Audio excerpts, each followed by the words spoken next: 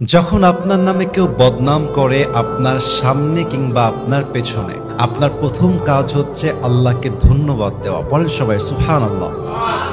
কি সুন্দর কথা আল্লাহ তাআলা বলছেন, খুব খেয়াল করবেন। আল্লাহ বলছেন, সবর ধারণ করো তাদের কথার ব্যাপারে যারা তোমার ব্যাপারে বদনাম করে। এর কারণ আমি আল্লাহ জানি তারা যা বলছে সত্য নয়, বরং তুমি হচ্ছ আসল সত্যবাদী, তুমি সেই অন্যায়টা করো নাই।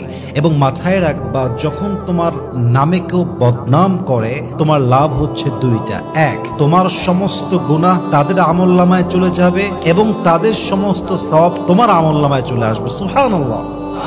তো যারা বদনাম করবে তাদের জন্য আপনি আফসোস করবেন যে ইস রে, আমার ভাইটা বুঝে না, আল্লাহ আমার ভাইকে তুমি হেদায়াত দান করো। কিন্তু মানুষের বদনামের জন্য, অন্যের চরিত্র নষ্ট হওয়ার জন্য নিজের চরিত্র নষ্ট করা, এটা বোকামি ছাড়া আর কিছুই হতে পারে না, ঠিক কিনা বলেন? অতএব আজ থেকে বদনাম করলে নারাজ হবেন না, মন ছোট করবেন না, ভরসা রাখবেন এক সত্তার উপরে, তিনি কে?